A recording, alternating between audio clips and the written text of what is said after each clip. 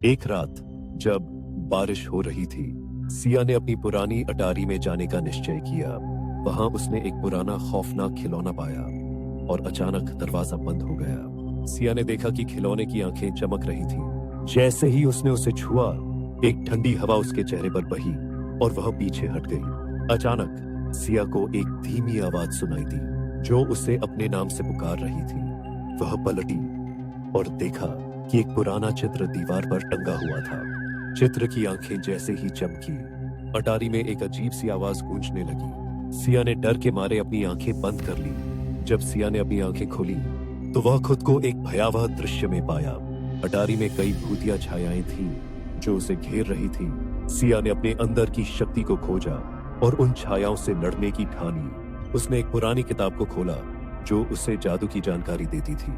जैसे ही सिया ने जादू का उच्चारण किया, एक चमकदार रोशनी अटारी में फैल गई और छायाएं पीछे हटने लगी। सिया ने महसूस किया कि अटारी में एक पुराना राज छिपा है जिसे उसे समझना चाहिए। उसने अपने आत्मविश्वास को बढ़ाया और आगे बढ़ी। वह एक पुराना संदूक खोलती है और उसमें एक चमकदार क्रिस्टल पाती है। जैसे ही वह उसे छूती है, उसे अतीत की यादें देखने को मिलती है।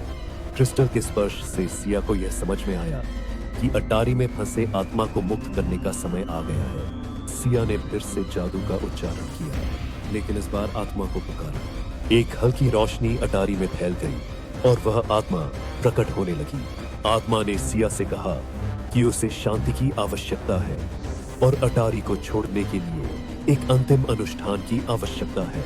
सिया ने आत्मा की मदद करने का वचन दिया। उसने फिर से किताब खोली और अंतिम अनुष्ठान के लिए आवश्यक सामग्री की खोज की। जब सिया ने आवश्यक सामग्रियों को इकट्ठा किया तो वह आत्मा के चारों ओर एक हल्की रोशनी में घेरने लगी। आत्मा ने धन्यवाद कहा और जैसे ही अनुष्ठान पूरा हुआ, वह हल्की रोशनी में विलीन हो गई। अटारी का माहौल अब शांत और सुखद हो गया। सिया ने महसूस किया कि अब अटारी में कोई डरावनी चीजें नहीं। उसने अपनी माँ को बुलाया और उन्हें सब कुछ बताया।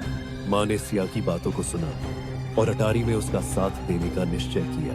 दोनों ने मिलकर अटारी को सजाने का फैसला किया। जब उन्होंने अटारी को सजाया तो वहां की पुरानी यादें भी ताजा हो गई। सिया ने महसूस किया कि अटारी अब एक प्यार भरा स्थान बन गई है।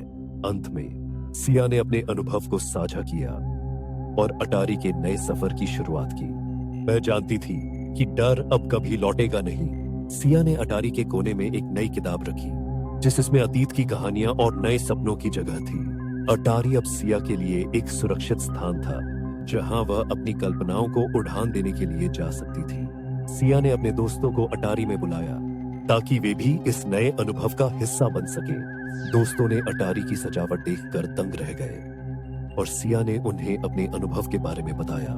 सिया और उसके दोस्त मिलकर अटारी में एक नई कहानी बनाने का निश्चय करते हैं जहां वे कल्पनाओं के रंग भरेंगे। सिया ने देखा कि अटारी में अब सिर्फ खुशियां हैं और डर के लिए कोई जगह नहीं है। वह जानती थी कि वह हमेशा यहाँ आ सकती है। अटारी की खिड़की से बाहर देखते हुए सिया ने महसूस किया कि यह नया सफर अभी शुरू हुआ है।